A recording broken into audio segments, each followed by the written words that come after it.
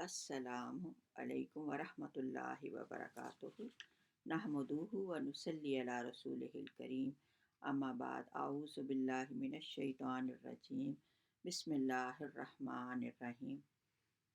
تنزیل ترتیب نزولی کے اعتبار سے پہلی 5 آیات سورۃ العلق کی۔ اقرأ بسم ربک الذی خلق خلق الانسان من علق اقرأ وربک الاکرم الذی علم بالقلم علم الانسان ما لم یعلم۔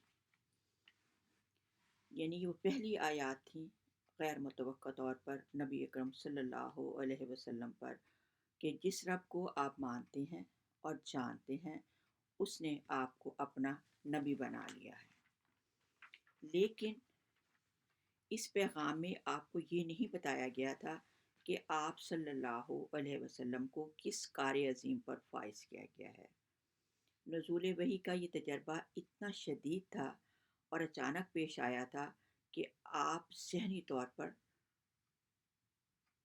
جو تھی اس کے متحمل نہ ہو سکے، تو اللہ تعالیٰ نے وقفہ کیا، یعنی اس کے بعد پھر نزول وحی میں جو تھا وہ وقفہ ہو گیا اور آپ پر کچھ عرصے کے لیے وحی کا نزول جو تھا وہ بند ہو گیا، اور آپ کو ذہنی طور پر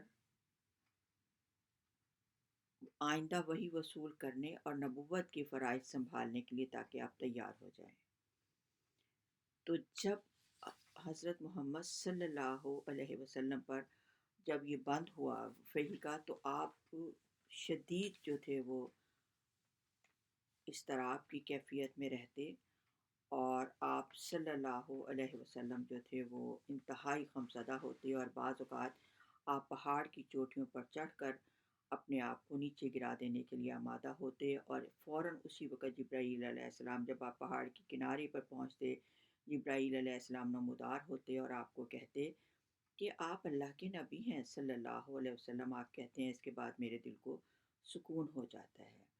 اسی وقفہ وحی کے درمیان میں آپ کہتے ہیں میں ایک بار راستے سے گزر رہا تھا، یکا یک مجھے ایک آواز سنائی دی، میں نے آسمان کی طرف اٹھا کر دیکھا تو یہی وہی فرشتہ تھا جو غار حرا میں میرے پاس آیا تھا۔ وہ آسمان اور زمین کے درمیان کرسی پر بیٹھے ہوئے تھے۔ مجھ پر خوف کی اور دہشت طاری ہو گئی، میری ٹانکیں کانپنے لگی۔ میں گھر آیا اور گھر والوں کو کہا ذمے لونی مجھے کپڑا اڑا دو، مجھے کپڑا اٹھا دو۔ گھر والوں نے مجھ پر کپڑا اڑا دیا۔ تو اس وقت جو دوسری وحی جو تھی اس کا نزول ہوا اور آپ کو حکم ہوا یا ایھا المدثر قم فانذر، کہ یا ایھا النبی یا ایھا الرسول کے بجائے آپ کو کہا گیا یا ایھا المدثر، بڑے پیار بھرے الفاظ سے کہ اب آپ اٹھیے اور لوگوں کو خبردار کیجیے کہ جس روش پر وہ چل رہے ہیں ان سے ان کو خبردار کریں۔ اور پھر اس کے بعد فوراً کہا ربک کا فکبر، اپنے رب کی بڑائی جو ہے وہ بیان کیجیے۔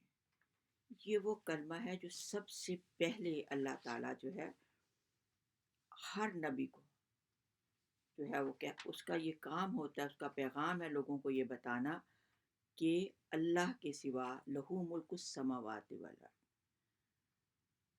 واللہ علی کل شیء قدیر، للہ ملک السماوات والارض واللہ علی کل شیء قدیر۔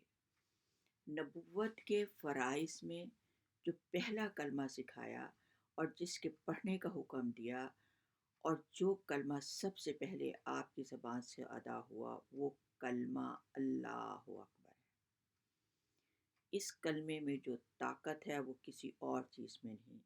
ایک بار اللہ اکبر کہنا زمین سے لے کر آسمان تک کا خلا نیکیوں سے بھر جاتا ہے۔ قل الحمد للہ الذی لم یتخذ ولدا ولم یکن لہ شریک فی الملک ولم یکن لہ ولی من الذل وکبرہ تکبیرا۔ اسی کی سچی بادشاہی ہے، اس کی بادشاہی میں کوئی شریک نہیں ہے، یہی وجہ ہے کہ اسلام میں کلمہ اللہ اکبر کو سب سے زیادہ اہمیت دی گئی۔ اذان کی ابتدا اللہ اکبر کے اعلان سے ہوتی ہے۔ نماز میں مسلمان اللہ اکبر کہہ کر داخل ہوتا ہے، بار بار اللہ اکبر کہہ کر اٹھتا اور بیٹھتا ہے۔ جانور کے گلے پر چھری پھیرتا ہے، اللہ اکبر کہتا ہے۔ نعرہ تکبیر آج مسلمانوں کا امتیازی شعار ہے، کیونکہ امت کے نبی نے اللہ اکبر اپنے کام کی ابتدا اس کلمے سے کی تھی۔ یہ پہلا موقع ہے جب رسول اللہ صلی اللہ علیہ وسلم کو ابتدائی ہدایات دی رہی ہیں نبوت کے فرائض پر۔ نبوت کا فریضہ پہلے تو صرف بتایا تھا کہ آپ کو نبی چن لیا ہے، اب یہ پہلی 5 ہدایات ہیں جو اللہ نے اپنے نبی کو دیں، جس میں پہلا حکم تھا خیر اور شر، لوگوں کو خیر پر خوشخبری دینا اور برے کاموں پر عذاب سے ڈرانا۔ جس شہر اور جس معاشرے میں یہ حکم دیا گیا تھا وہ شرک کا گڑھ تھا۔ ایسی جگہ کسی تنہا کا شرک کے مقابلے میں توحید کا علم بلند کرنا بڑی جان جوکھوں کا کام تھا، اور اسی لیے اٹھو خبردار کرو، اور اس کے بعد فوراً فرمایا اپنے رب کی بڑائی کا اعلان۔ اور آپ کو پتہ تھا اللہ کو کہ اس کے بعد نبی کرم صلی اللہ علیہ وسلم کو انتہائی تکالیف کا جو ہے سامنا کرنا پڑے گا، پورا عرب ان کے خلاف سفارا ہوگا، اور اس کے مقابلے میں اللہ نے کہا کلمہ اللہ اکبر دیا، کہ یہ وہ طاقت ہے جس سے ایک بار کلمہ اللہ اکبر کہنا، یعنی اپنے ذہن کو یہ تیار کرنا کہ تمام مصیبتوں اور مشکلوں کا حل صرف اللہ رب العزت کے پاس ہے، وہ سب سے بڑا ہے، سارے اختیار اس کے ہی قبضہ قدرت میں ہے۔ یدبر الامر من السماء الی الارض، زمین اور آسمان کے سارے کام اس کے حکم سے پایہ تکمیل کو پہنچتے ہیں۔ حدیث شریف میں آتا ہے دل کی لگی آگ کو بجھانے کے لیے ایک بار اللہ اکبر پڑھیں تو اللہ پاک اپنے اس نام کی طاقت دکھاتا ہے۔ وہ آگ بجھ جاتی ہے جو نفرت کی ہو، وہ آگ بجھ جاتی ہے جو حسد کی ہو، وہ آگ بجھ جاتی ہے جو جنات کی ہو، بیماری کی ہو۔ یہ اللہ اکبر اتنے عظیم الفاظ ہیں کہ آسمان اور زمین اس کی عظمت کا متحمل نہیں ہو سکتے، مگر شرط یہ ہے کہ اللہ اکبر یقین کامل کے ساتھ پڑھے، بندہ یہ جان لے کہ کائنات کا رب اللہ ہے، سورج، چاند، ستارے، حیوان، انسان مرد سب کا مالک ہے۔ اور اس پیغام میں